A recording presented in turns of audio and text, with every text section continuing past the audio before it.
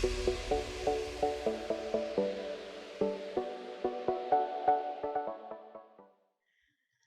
everybody. Welcome to our webinar today in our Governance Insight series. It's going to be a fantastic webinar today, and I actually can't wait to talk to these amazing ladies today. Today, our webinar is all about cybersecurity. It's all about security from the board. And I cannot wait. I've got special guests today, and they have just written their own book, co-authored their own book called The Secure Board. Anna, a big welcome to you, and Claire, a big welcome to you. Now, everybody, I'm going to ask Claire and Anna some questions today, and we've also got some questions from yourselves, but you are very welcome to put questions up on our questionnaire area today, and we'll be taking those questions at the end of today. So let's get started. So Anna, a big welcome to you, and tell us a little bit about your background and what has led you to do this extraordinary thing. Yeah, wonderful. Thanks for inviting Claire and I along today, Fee. It's great to be here, and thanks to everyone that's joined. So I actually taught myself how to code when I was 8 years old.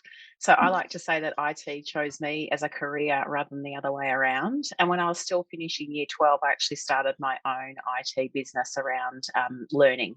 So back then, that was when the internet was new and Microsoft Office was new, so email. And I set up a business around educating families and businesses in how to use those new tools. And I've then embarked on a corporate career, which has always worked in IT, but cross-industry. And I've done different roles like large delivery roles, general management roles, management consulting. I actually did a business development and sales role for 2.5 years as well. And also have just finished up on the executive at UniSuper, where I had accountability for really more of a contemporary COO role with responsibility for technology projects and all of the member administration. So I really loved being able to couple my passion for, I suppose, business outcomes through technology for the members of UniSuper. I'm also a member of the Ambulance Victoria board, and Claire and I have known each other for a really long time. We met at Telstra, and we continue to have conversations around, I suppose, how daunting cyber can be for people that don't have a technology background. And we've both built our careers on being able to explain, I suppose, business risks and outcomes of very technical topics. And so we wrote the book last year, and we're very pleased to have launched the Secure Board in March. Absolutely wonderful. Congratulations. And what an exciting background you have. And Claire, a big welcome to you. And tell us a little bit about your background. Thanks, Fee. So, and thank you everybody for joining the webinar today. As Anna mentioned, we've just recently written a book. And for me, it's my second publication. So I wrote a book a couple of years ago about cybersecurity and cyber leadership. I've been in security my whole career since university, really. I did a Bachelor of Police Studies. I've worked in corporate security, fraud, cybersecurity, and across the whole span of my career, I have had this curiosity around protecting organisations and protecting customers, particularly customer trust. I've been running my own business for 5 years, working in cybersecurity consulting. And Anna and I saw this as a really good time, both in our own careers, but also in the broader community, to share this book around cybersecurity for boards, because it really has come to the point where it's at the top of the organisation that we need to start focusing on cyber. And so we're really excited to talk to you today and to share some of our learnings, but also to answer some questions of the participants today. Thank you. Fantastic. Thank you, Claire, and a big welcome. So let's get started. I've got quite a lot of good questions here for you both. In fact, I'm really looking forward to hearing the answers myself. So first of all, the Australian Cybersecurity Centre has actually received a report that there was cyber events every 10 minutes across the financial year of 19 to 20. That's an incredibly concerning number. Yeah.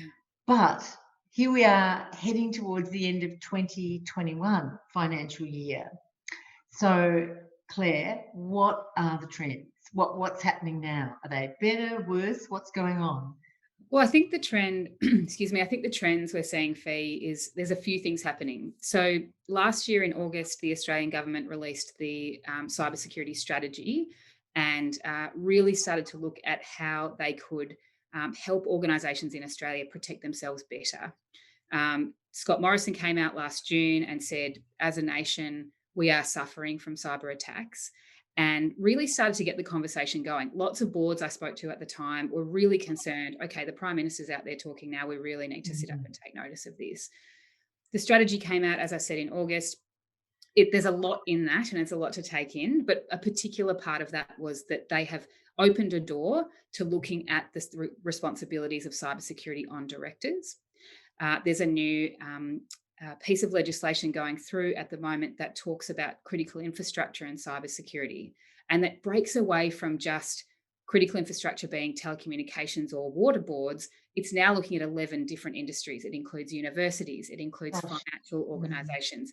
They're seeing that as critical infrastructure. And the budget came out last week. They've given more than $40 million to help critical infrastructure to protect from cyber and to respond to cybersecurity incidents. And for me, the government giving that money, giving that voice to cyber is a trend that I think is good from a holistic perspective. But one of the other trends we're seeing is there's so much more press and media about cybersecurity. So as you mentioned, the Cybersecurity Centre, they were getting a report every 10 minutes. But as members of the public, we would never have known that. But now you can't open the newspaper today without seeing an article about cybersecurity, about the concerns businesses have. You know, if you were online a couple of months ago, Channel 9 couldn't go live to air. The AFR couldn't print. You know, it's really starting to not just be a technical problem that sits in organisations. It's starting to be something that's impacting the way that we live our lives and we do business.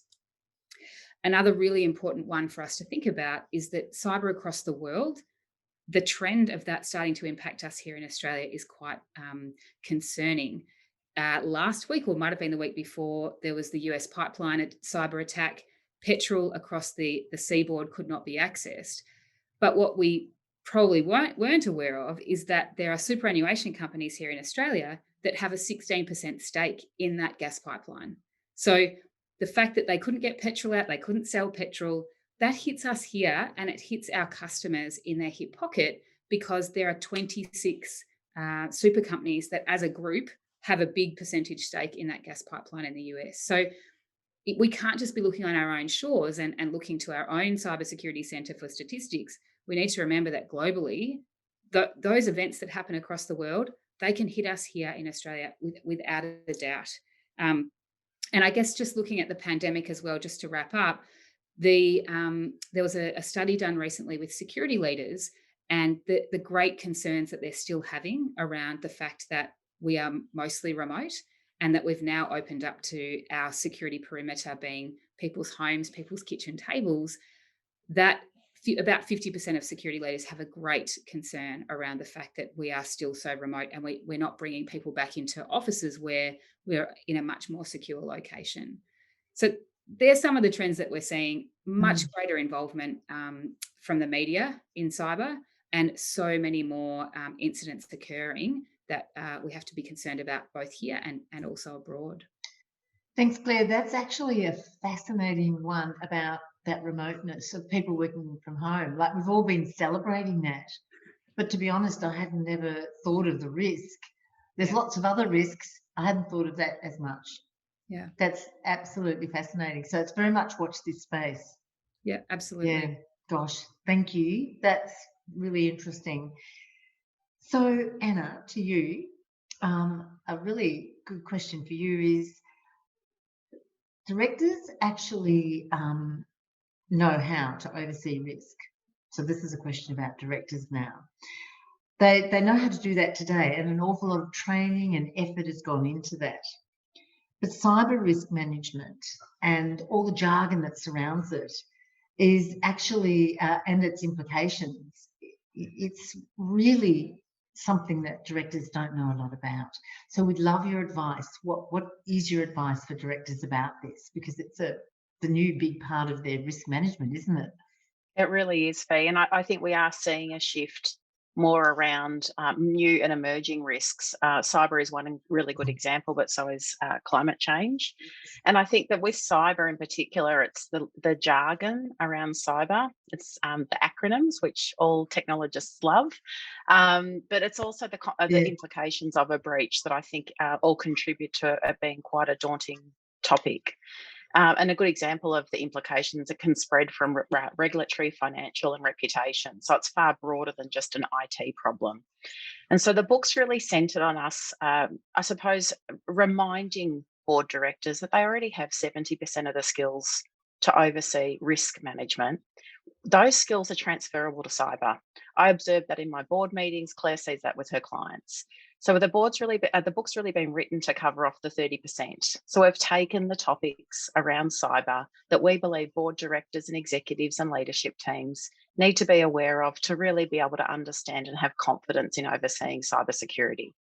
So the book is broken down into 5 elements. The first one is that you do need to have a dedicated cyber leader. We believe it's really imperative that someone within the organisation has sole accountability for that, and that their time and focus and their background and expertise is dedicated to really thinking about, I suppose, what the organisation needs to be doing around cyber, both from a strategy perspective, engagement across all organisations in terms of employees and other partners that they work with. Another, I suppose, key topic, and Claire's touched on it today, and it's been the shift that we've been pleased to see over the past 5 to 10 years. And that's really around cyber no longer being seen as an IT problem or a problem that IT can solve on their own. And it now is gaining an understanding that it is actually an enterprise risk. Claire's already touched on some of the risks that are more enterprise-wide rather than just IT. It is, it might not come out in the media, but a lot of the breaches are actually where we have an employee working within the organisation that receives a phishing email and they actually click on that. And so you need to think that an IT professional, a security leader, can put all of the tools in place, the monitoring in place, and do a really great job. But we all need to be aware of the systems that we have access to, because we describe that as trusted access to very critical systems and information. And then being more mindful of the emails that we actually receive and checking that they look legitimate, and then if they don't, calling those out as well. Another really good example is the people that you partner with. We term that as third parties, so whether that's vendors or partners that you use for a project or to actually help run the operations of your business. And then you need to think more broadly around who they partner with. They actually get access to your very sensitive information as part of partnering with you. And I can tell you that if there was a breach tomorrow within your organisation, it wouldn't be your partner that was in the media. It would actually be you. So I think that's really one that really needs to be front of mind for everyone. Another one for us is really making risk-based decisions around investment relating to cyber. A lot of questions that we receive, and I suppose concerns, is really around what's the right amount of money to spend on cyber, what's the right size of the team, and ultimately it does differ for every business. And so for us, we really focus on what the business outcome is going to be, and we really link that back to both the existing risk profile, the regulatory requirements within your sector, and also your risk appetite statement. And that's where we think the risk appetite statement is a really worthy of a robust and detailed conversation between management and the board to make sure it's fully understood around the implications of where that risk appetite actually lands. The next one is really making sure that your cybersecurity strategy is anchored to your business objectives. No longer should you see a cybersecurity strategy that's all about technology. We should actually also see different pillars of that strategy focused on helping achieve the business objectives, whether that's growth, customer retention, acquisitions, and it all should also focus on engaging with those employees across the business, as we talked about earlier. And the final element in the book is actually focused on having the right set of metrics and measures. We think it's really important, and sometimes board directors might think it might be a little bit operational, but being able to see what's actually happening in your business through a set of metrics and measures is really important around a board member and management gaining confidence in how safe the organisation is. But also, as you implement the cyber strategy, you should see a shift in your metrics. So if you're doing implementing new tools, policies and processes to help keep your organisation safe, you should see that correlate through to the metrics that you're being reported to at a board or a CEO level. And that's incredible. And sort of a follow on from that is somebody's already asked, what are the measures that, I'm just throwing this one in here because it kind of is on the back of what you've just been talking about. Someone just said, what are the measures? You know, what are those things that directors should be actually saying, what's happening with this? Yeah, terrific. So there is a whole chapter of our book that focuses on the metrics and the measures. And as I mentioned earlier, it does actually depend on your organisation. And if you're working in financial services with APRA as your regulator, there will be certain metrics that I'd be looking for in an organisation in that space. You also want to know how many threats your business has experienced, how many they've blocked. If you do have an event, you want to know how the business has responded to that. And a really important measure for me is understanding, I suppose, how your business, the employees, are responding to those phishing exercises. And what we like to see is that the phishing exercises get more mature. So it doesn't always mean that the metrics actually improve. We should actually get better and more mature in the phishing attacks. And a really good example of one is having a trusted partner. So if you're working at I'm trying to think maybe at a hospital and you had your leasing company with your employee benefits, or your health insurer actually send you an email to your work email address. These are trusted brands. So it's really useful to see how employees respond to those rather than emails that do look a little bit less legitimate. I'm not sure if Claire wants to add any there. Yeah, I would add something to that. And I think what Anna's covered is really important. And we were very conscious in the book not to put a list of, here are all the metrics that your organisation should have, because as Anna mentioned, it's bespoke. It really depends on how your organisation is managing cyber. What I'd add to that though is that having a context around those metrics, because numbers on a page around operations or around this has gone this high or this has come down, or really understanding as a director, you're being presented with a bunch of figures, but what's the context and what does that actually mean for the director at that given time? So if you're getting metrics, really knowing what you're being told, and so that it's not just data but you're actually getting information, that's a really key piece. I think to metrics is understanding the value of the information you're being presented with.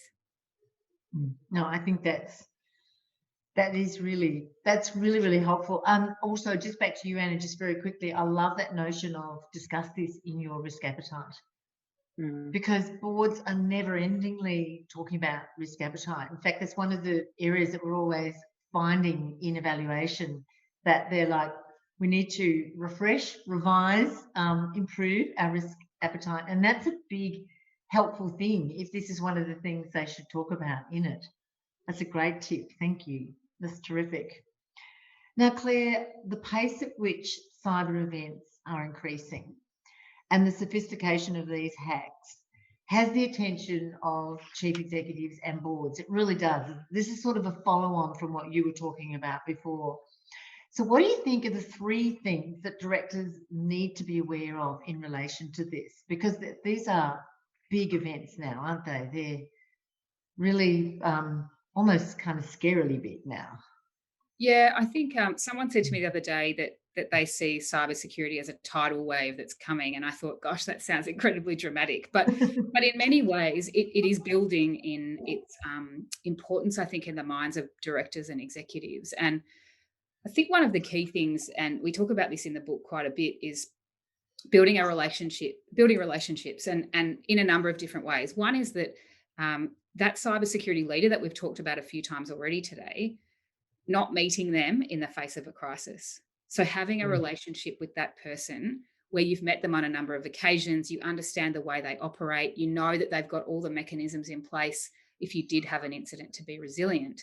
If that CISO or security leader or whoever's responsible for security walks into a board meeting in the face of a crisis, there's no relationship there, there's no trust, there's a really big hurdle to get over while your organization's on fire. That relationship is so important. And many people would look at cyber and think, oh, surely I need to know something far more technical than that.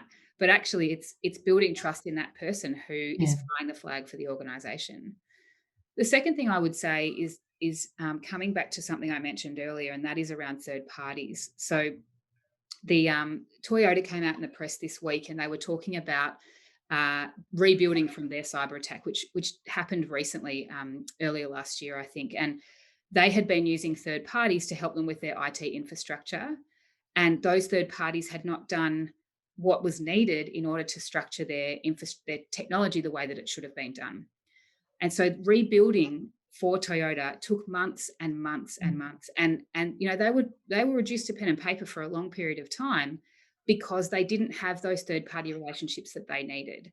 And so while that was something that never hit the press at the time, part of them rebuilding from their cyber attack was just because the partners they were using didn't give them the support that they needed. And this is public domain knowledge. I'm not telling any secrets, but even down to thinking about who is servicing your organization and are they giving you what you need. You never think in the face of a cyber incident that that's something that you're going to come back to.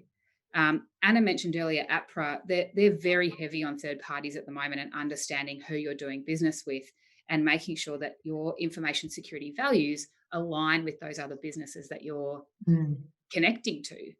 And I guess in line with that, if one of your third parties does have a breach, thinking about, well, do I really want to reconnect to that organization after they've had a breach? And I know for a director, what I'm talking about might seem quite operational, but these are all decisions that we have to make in the face of a crisis, and that could get to board level. It could be a partner that you operate with that without them, you can't do business. And so do we want to reconnect in the face of a ransomware attack, for example? Is their organization clean? Do we know that? You know, are we going to be at risk if we go back to how things were before? So I think, you know, having a leader, having a relationship with them, and then as a board, knowing who you're doing business with are some of the key things that you need to focus on from a cybersecurity perspective. Incredible. Really good advice. Fantastic. Thank you. So, Anna, back to you. You have mentioned the necessity of having this dedicated security leader. And as Claire has just said, and I agree, you don't want to meet them for the first time when they're running through the door with a big bad notice for you all. That would be terrible. Or a big bottle of brandy, whatever it is. But I'm really interested, you know, how often should they be on our board agenda? How often should we meet with this person? I think it's really wise advice. So, but how often do you do that? Because there's a lot of other risks that haven't happened yet, and we've got to think about them as well. Yeah, definitely. And Claire and I get asked this question a lot. So I do believe that it depends on the organisation. It depends on the current risk profile. So if I was working within an organisation and there was a cyber risk that had a rating of a high or extreme, I'd be wanting to see that on the board agenda, you know, every month or every 2 months at a minimum. But you know, if it was sitting at I suppose a risk within appetite, and that's back to that risk appetite statement fee, then I think as a board, Claire and I would expect at a minimum it's twice a year. And if you have a strategy day, I think it's highly advisable to have cyber on the agenda for your strategy day as well. But as we've talked about previously with you, Fee, it's not just about time on the agenda and getting a status update. It's actually having a really good discussion around cyber across the organisation. Another thing that we like to do is really, as a board director, look to see whether cyber is mentioned as part of the CEO report. We think that's a really good opportunity to demonstrate or reflect that it's understood that cyber is actually an enterprise risk and not an IT problem. So you shouldn't always be hearing about cyber from your CIO or your security leader, but you should also be hearing about cyber from internal audit. So it doesn't always need to be on the board agenda with the presenter and the person preparing the board papers being someone who works within IT. Absolutely fantastic. I think this is it sounds, as I'm listening to it, this is really sensible, simple advice. And I really agree with your comment before, Anna. We actually do this process for a lot of other things. We just need to do the same for cyber. Yeah. And I love that notion of, I'm thinking of a cyber attack that we know in this area around Geelong about, a couple of years ago, and people were right down to carrying notes between areas of the organisation. So it's probably not a bad idea to include staff as well at some point in time, because they wouldn't even think that that might be an outcome. It's quite a surprise to people when Definitely, something Faye. like that actually happens. One of the first courses of action that a business usually takes is to shut systems down until they know the actual extent till they of the know breach. So often they yes. know something's not right, but they don't actually know what the root cause is, and they need to do some investigation. And if you, it actually takes me back to when we did Y2K, and we had to prepare for all of our systems not working. In a way, with a cyber breach, you need to be ready or prepared to be able to work without the systems that you have access to today. And most businesses go back to your pen and paper just while they do that investigation really do. phase. And think about, most people at uni now have never experienced a time that there was no computer. They don't know life without an iPhone, Fee. I know. And it's kind of really interesting. It's going to be a real challenge. So, and the only difference with YK2 is that didn't actually happen. This does actually happen. Correct. This is not just an idle build-up. It really does actually happen. Yeah. So, Claire, back to you. Do you have any advice for how to stay informed about these emerging risks? Yeah, I've got a couple of pieces of advice that I think some are specific and some, I guess, are a bit more generic. So specifically, back to Anna's point, the best way to learn about cyber risks for sort of within your realm of control is to speak to people in your organisation. So don't wait for a board meeting to happen. Seek out, out of board meeting conversations with your security leader. Seek out conversations with your CEO or audit and risk committee representatives. Start the conversation so that you can learn. And the book is full of questions that you can ask that will help you to increase your confidence. But starting where you're doing business with your organisation is a really great place to start around very specific threats that are impacting you as a business. More generically, I would say everybody learns in different ways. So if you love podcasts, if you are a subscriber to newspapers, if you join institutes around being a leader or being a director, look at those channels for information that will allow you to constantly increase your knowledge, and just staying curious in the same way that you would stay curious about other new and emerging risks like climate change, like modern slavery. There's so pandemics. There's so much coming at us now as directors and as executives. We have to have more information than what gets presented to us in a board paper. So use your own knowledge about how you like to learn best for the more sort of generic information, but seek it out with your security leader. They would love nothing more than to have a conversation with you about the risks and the threats that your organisation is up against. Their door is open, I guarantee it. Fantastic. Anna, what about you?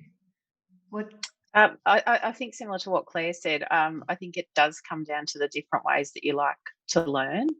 Something that Claire just finished with is interesting. I spoke last week at an event for CIOs and talked about cyber and engaging with the board, and they're reluctant to reach out to the board and ask if they'd catch up for a coffee. And I sort of think of both the board and the security leader or the IT leader both wanting to reach out and catch up, but that it's not happening at the moment. So I agree with Claire. They'd definitely welcome the opportunity for someone to show an interest and to gain a broader understanding around the work that they do day to day and the risks in the business. I think it's a really good idea. And I know when we talk to directors and they've done their skills matrix and they're looking at, creating their little development plans and what have you, they love to organise through the chair and the CEO an hour with the clinical leader, an hour with, the HR, but let's add an hour with whoever this role sits with. If they don't have a chief information officer, there'd be someone equivalent or someone they could talk to. I think that's a really great idea. Even part of induction would be definitely fantastic. Really your good. point, if as a director you can't find someone in your organisation who's responsible for cyber, then that should be a red flag for you. Okay, that's good. Because there should be someone in your organisation, and if it lands on the CEO as their responsibility, they have a lot of plate spinning. So you really want, no matter how big or small your business is, you really want somebody in the business. And if as a director you can't find them, then dig deeper to find out who is managing cyber for your business. I think that's fantastic. Look, this is so interesting, and now we have a lot more questions. So if I may, I'm going to keep going. We've got a lovely generic question here, but I know on behalf of everybody that most people want to ask this, and then I've got quite a lot more questions. So what is the most important thing that an organisation can put in place to actually start addressing their cybersecurity? Anna, I'll start with you. Terrific. There's a pattern. We've heard it a few times today. And it really is having a person who has the accountability for cyber within your organisation. Without that individual, it's hard to even, I think, have confidence that you even understand the current state, let alone really be focused on what needs to happen to keep the organisation safe. Great advice. And Claire? Yeah, I mean, obviously I support what Anna said, and through that person, that's how you can understand what your strategic direction should be, because in many ways a lot of organizations are firefighting when it comes to cyber. They're reacting, they're patching when a patch comes out, they're reacting to an incident that happens. That by having a leader there, you can become proactive. You can start to have conversations around strategically where should we be going. You can preempt the cyber conversation and where it should be going. And by having that leader, you educate your employee community. And I know there's a couple of questions around, or I saw a question on the list, how do you evaluate your cybersecurity culture? Understanding the cyber sentiment in your organization and how people actually feel about cybersecurity in your business is incredibly important. And the only way to evaluate that, I believe, is to ask people what they think, then go through a process of trying to influence and enable those people to become more secure in their thinking and their actions, and then ask them again. So have a town hall, have a survey, take action to try to influence the activities of people, and then survey them again. And the only way to benchmark is to ask people how they feel. It's the same with, you do the same thing with customers. It's the same with employee community. We need to survey them and ask them how much they know about cybersecurity, and do they know that no matter what technology we've got in place, someone in the business can still cause a huge cybersecurity incident. Fantastic. That's great advice. I really think that it's something that we can just do so simply. So I love this one. I fear I don't know what I don't know. And that's probably the biggest thing. And that would be why so many people have come today. If my organisation puts out a tender for supply of IT infrastructure, how would the organisations be able, how can they checklist this? So there's a lot of systems that organisations do use. You know how you were talking about third parties before? How do they check on their IT third parties? And I'm happy to make a start on that, and then Anna, Claire can add to that if she'd like to. Yeah. I think for me, it's first of all that understanding of all of the pieces of the puzzle, for lack of a better term, around the contributing factors to keeping the organisation safe. And for me, before you even go to market, it's really around what are your procurement policies? What's the process to actually onboard a new provider? I get concerned when I hear about the autonomy that some leaders within an organisation have to onboard new providers, and they don't go through a governance process. For me, that means that IT could be investing a lot of money in implementing a strategy to keep you safe, but you're actually opening up another hole and creating risk within the business by not having thorough procurement processes there. The other one for me, which gets a lot of attention, is actually understanding where those partners actually store your information, so more around data sovereignty. And so for us, we're more committed and focused on having our data onshore within Australia. And I think you need to ask the same question through that procurement process of the providers that your prospective partners might use as well. Claire, did you want to add anything? Yeah, I mean, I think like the fear of the unknown is certainly a concern with cyber, and as the question stated, you're not sure what you don't know. But to Anna's point, the procurement process is incredibly important. And you can, in a tender, you can request those respondents to talk about their cybersecurity control. Yes. The challenge we've got with that is nobody wants to let out their top secret information. And I understand that. I've been a CISO out in the wild and I get that. But there are ways that you can have conversations around attestations, that you can do business with companies who are, I'm going to use some acronyms, but ISO 27001 certified, or they can attest to certain levels of maturity from a NIST perspective. Your listeners might have heard of NIST. Or they have been SOC 2 certified. SOC 2 is actually not just do we have controls, but how effective are they? So there are lots of different types of assurance mechanisms that can be used through that tender process. And you can ask companies, please, when you respond, talk us through, do you have a dedicated cyber leader? Have you got any accreditations? The government does it when they ask for people to go for tender.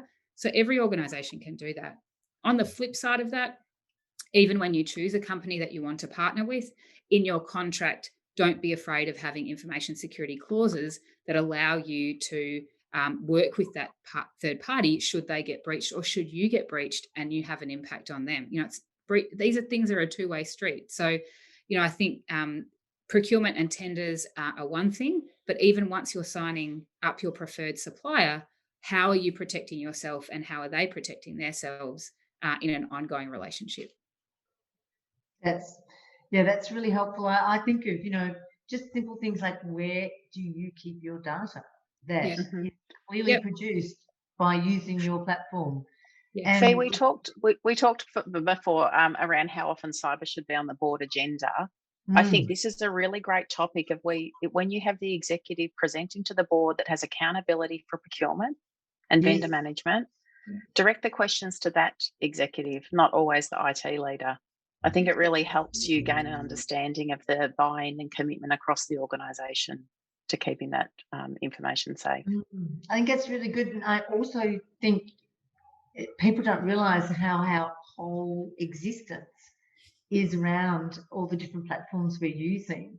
And nobody thinks, well, are they housed offshore? If America gets attacked, will that take our data with them? All that sort of stuff. They're questions that what I'm thinking is that's our responsibility to start asking those questions, to start going from don't know what we don't know to knowing what we don't know.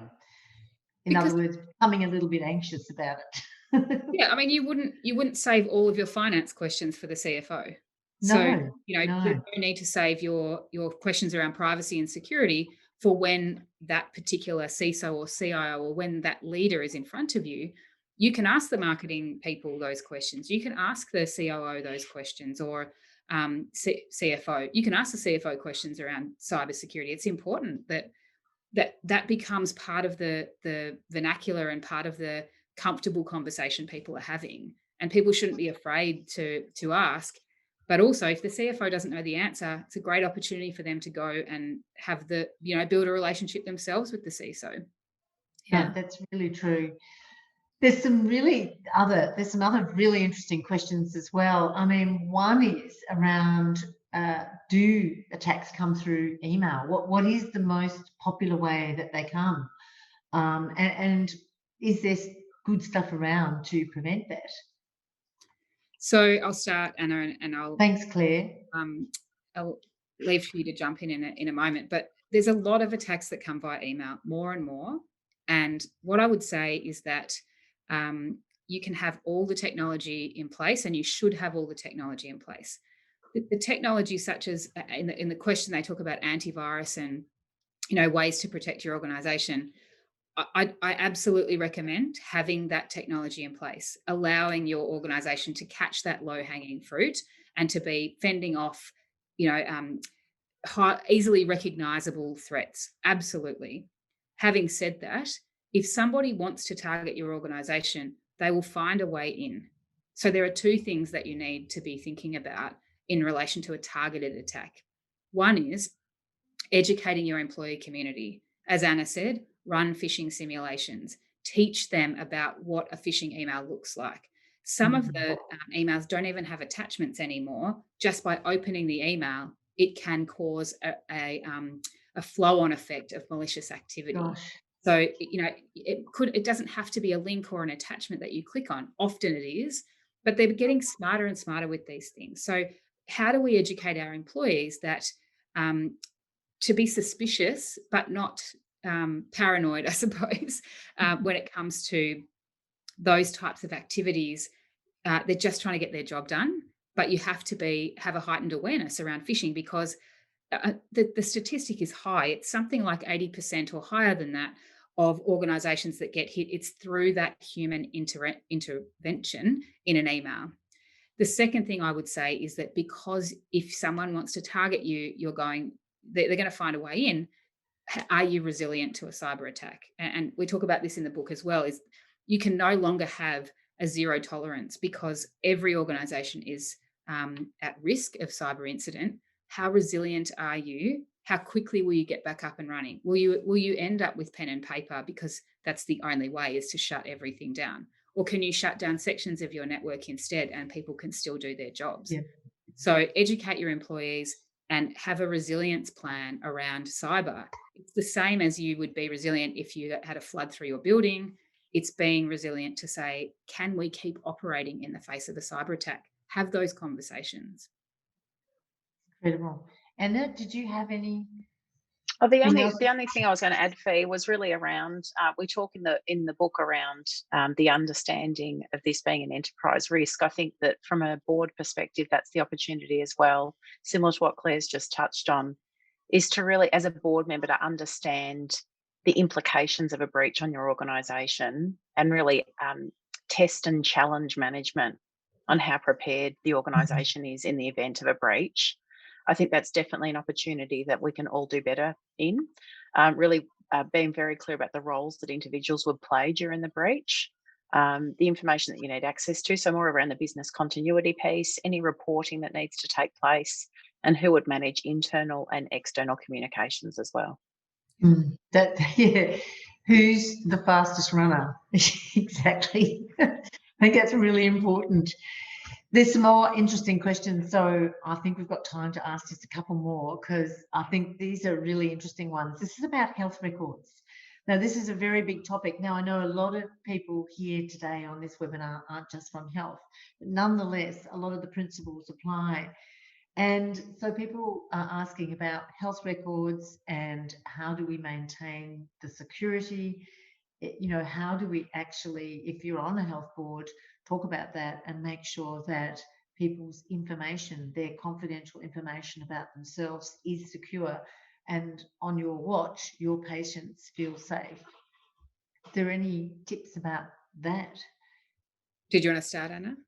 Oh, I will. I think, Fee, what we've talked about today is relevant cross-industry. So it's not just the information and advice that we've given today is across all of the organisations that we work for.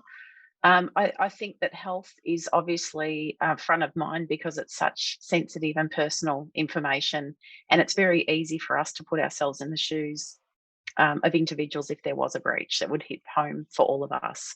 I think it's being even more mindful and cognizant of challenging and questioning and understanding, and making sure that we understand what information is sensitive. And in this case, it's obvious it's the health record. Where are those records stored? Who has access to them, both within the organisation and outside the organisation? And for me, really focusing on that education piece within the organisation to make sure that employees understand the critical role that they play in keeping that information safe. I'd just add to that too that especially when I think all data is important, particularly sensitive data, and I think patient data is more valuable to protect than money, because patient data comes down to people's safety. Patient data often has medical information. It could have location information about somebody, a lot of history about them, contact details, and I was going to add, but Anna's already said it, around who has access to that information. That is such a key part of how we protect people, is a term, I guess, that we use, which is sort of minimum privilege, least privilege. Reduce the amount of people who have access to information. And I know in a hospital, for example, or in a medical office, it's difficult to reduce the amount of people that have access to that data because we're trying to treat somebody's health. But having an audit log of who's had access, educating those people around the sensitivity of that information, and that it is more sensitive than if you had access to the bank accounts. That's only money, but this is people's safety. Cyber seems so intangible to people, but it's actually it comes right back down to health and well-being in many cases, no matter what the industry. Yeah, I would agree. That is terrific. And look, there's quite a few questions about your book, so let's talk about that. I really would love to talk about that. People asking, how do they get it? People asking, are there templates in it? So let's talk a little bit about your book and a little bit about what you do. How are you available to help people? Because I know that just based on the questions today and the interaction today, there's a real appetite. I think we all need to go from don't know what we don't know to knowing what we don't know with you too. How can you help us? Go for it. I'll start with you. Oh, me. Yeah. Okay. Sorry, Anna. Yes, so there's whatever. a couple of things about the book. So for starters, the book is written in business language. So don't be afraid of the book. It's very accessible read. It's about 100 pages. It's not War and Peace. It's really an introduction for directors and aspiring directors and chairs and committee members, people who have an interest, but also people who have the responsibility. So I think that would be the first thing I would say, is that the book is absolutely accessible. There's nothing technical in it. Anna and I worked really hard on the language to make sure that it lands well with directors, and we did a lot of research to make sure we were writing the right book and answering the right question as well. So the book has lots of questions. At the end of every section, there's a list of reflections for the director or the reader on their own level of knowledge, but also questions they can ask in a boardroom setting or in a one-on-one setting with their security leader to help them build their confidence. We haven't included templates in the book other than the questions that we've supplied. And the answer to the template question from Catherine, it's so dependent on your organisation. It really is. This is not really a templated area, I suppose. Yes, if it comes to writing an IT security policy, there are templates you can look at for that. But understanding architecture and risks, it really comes down to your individual network and organisation. The book, I think Ashley popped up where you can buy the book through Anna and my website. There's also some information on the website about what we do. So off the back of the book, Anna and I have got some services where we can come and speak to boards for a short period of time, about an hour, and talk through the principles of the book and do a Q&A session. We can also do more regular, so 5 or 6 sessions with boards around the different topics. And we also do one-on-one advisory with directors who might want something a little bit more bespoke and a little bit more specific advice around particular cyber topics. So I guess together we bring our knowledge together. Anna is obviously on boards. I'm on an advisory committee, but also have worked in cyber for a long time. So between the two of us, we can bring very different things to the conversation. And then if your organisation doesn't have a cyber leader, that's also something that I can help organisations with. Anna, did you want to add to that? The only 2 things I was going to add is that Claire and I are very passionate around, I suppose, working at a board level, at a chief executive level, the executive team, and through the IT leaders. And we do understand that sometimes you do have IT leaders that come to the board and still talk quite technical. So we actually do coaching with IT leaders as well to really help I suppose, close that gap around the lingo and the jargon. But the other thing I wanted to mention was that you are welcome to contact Claire and I through our website if you'd like any bulk orders for the book. We are having a lot of requests for copies of the book for entire boards and audit and risk committees, or if you have a technology committee. And so you're welcome to contact us directly for those rather than going through Amazon or Booktopia. Yes, that's a good point. Thank you.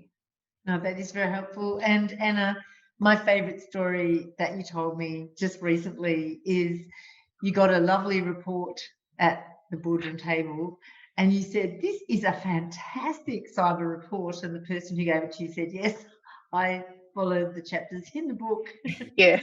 to give you your report. So isn't that fantastic? Yeah, that was brilliant, Faye. I've seen the book and I have to tell you, everybody, it's something that I'm passionate about. It's about making what we regard as inaccessible, difficult to understand topics really simple. And I think, Anna and Claire, I just want to thank you both so much today. I can see that everyone has really enjoyed our discussion today. And you've made this so simple. I mean, everybody from our talk today can go back, and the first thing that everyone should do is actually have the discussion. Yeah. They should actually say on our agenda, even if they put it under strategic insight or under risk or whatever, let's talk about this and let's see if we can make sense of it. And it sounds to me like it doesn't matter if you don't have that designated cyber person, because by the end of the conversation, you will. Yes, hopefully. It's a really, really good idea. And the fact that you've got this fantastic, and it is, everybody, easy to read book, and the fact that you two provide services to people, you know, you can actually come to their board, you can actually educate them, and then you can actually help them, if they wish, put a strategy or a plan together. That is gold, because that is going to really be a game changer for a lot of people. I just want to thank you both so much for coming today. And it has been so much fun meeting you both. And I can't believe it, but you've actually made this subject quite fun and really interesting. And that means it's going to roll. It's going to roll really well.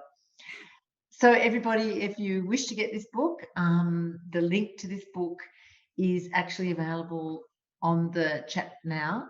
But following our webinar today, we will follow up with you within 24 hours, and we will have this video of our session today, which will be fabulous for you to show the rest of the board and also show your executives and managers. We will also have a link in the follow-up email to Anna and Claire's book, and we'll also have a little something that Anna and Claire might make available for everybody as a lovely follow-on from today. So Claire and Anna, thank you. Thank you for making cyber a really interesting discussion, and thank you from all of us at the Governance Evaluator to all of our guests today, and we'll look forward to seeing you soon. Thank you so much. Thanks everyone for coming along. Thanks, Thank you. Fee. Thanks, Fee. Thanks. Pleasure.